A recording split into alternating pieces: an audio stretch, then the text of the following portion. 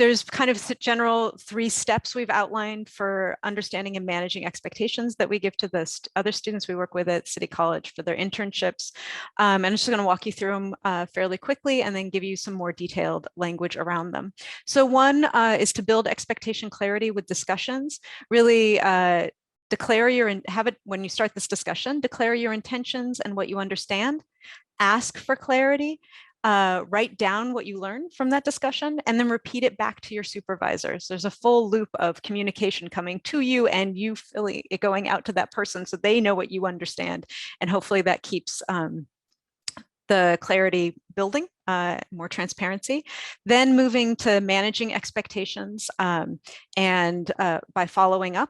So once you started having these conversations, meeting again with your supervisor to just repeat what was already stated. Right? So you've had the conversation, how much progress have you made based on the information that they've provided to you? Do you need additional tools or resources to keep moving forward?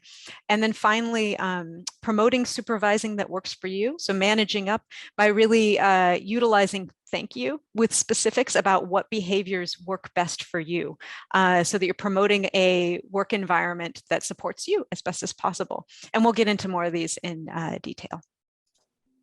So first, around having a discussion around expectations, I'm just going to give you language. I'm an example person. I like examples. And so that's what I'm going to give you is some examples.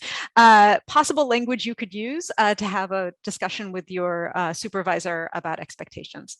So if this is just expectations in general, you're trying to get a better sense of what they expect from you overall, you might say something like, I was wondering if you had time to talk about expectations for me during my student employment. I want to ensure I'm clear on all my work tasks and that I'm meeting expectations. My understanding was that your expectations of me are, and you would sort of list them out as you know them. And so maybe having written them out in the training plan, you sort of have them written out. Follow up by saying, like, is that correct? Is there anything that I'm missing? During this conversation, if there's additional expectations, you want to make sure you're clear about them, what they mean, and how you'll achieve them.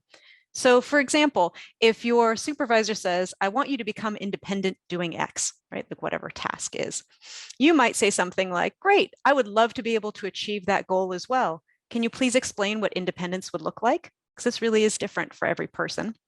How I will know I'm sufficiently independent at performing X. So sort of if they haven't given you the metric for how they're going to evaluate you, you're kind of asking right there. So what is that metric? I'd like to know. And so there's a lot of follow-up conversation in here, but this is sort of where you would start and then end with something along the lines of, thank you so much for your feedback and time. Going forward, I will. And this is the place to repeat back to them what you heard.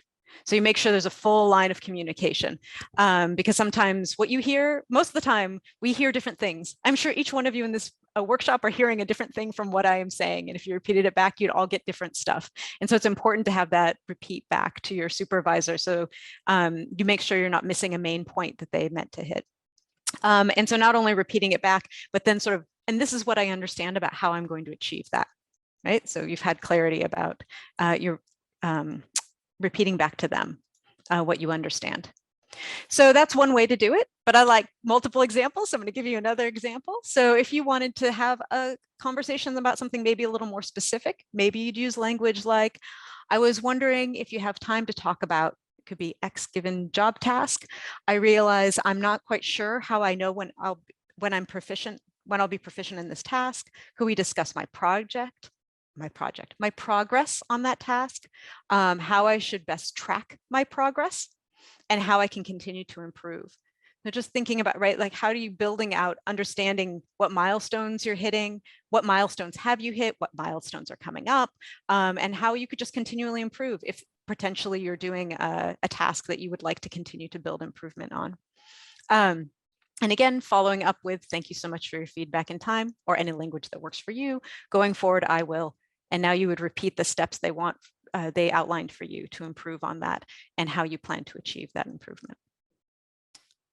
And for a third example, if you wanted to sort of think about how to create just a general open dialogue for feedback. So the first one was kind of general around expectations, the second a little more specific. And I expect each of you to have your own language around these as well. But for just a general open dialogue around feedback, you might want to say something. I want to ensure that I'm currently fulfilling what is expected of me. Am I doing so? How can I improve?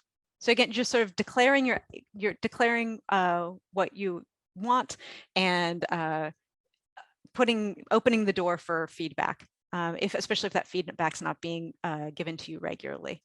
And I've been in multiple positions like this where I'm like, I'm not sure if I'm doing exactly what I think my supervisor should be doing. This is a way to open the door to let that information in. If in here, again, there's suggestions for improvements to make, again, you need to hopefully gain clarity on how you will achieve that. So for example, if your supervisor said, I want you to try to ask questions only when necessary. Maybe they're trying to move you to greater autonomy, or, everybody has a different way that they like questions asked and when they like to have them asked.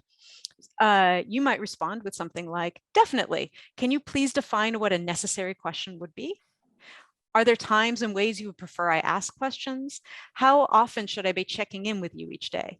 Because this really is different for every person. What one person means by I want you to ask questions only when necessary is like, is that every week? Is that once a week? Is that once a day? These are all different depending on anybody you work for. And then again, at the end, thank you so much for your feedback and time. Going forward, I will, right? I'll try to only ask you questions at the end of the day, or whatever it is that they said was the way they wanted questions communicated, right, for this one specific example.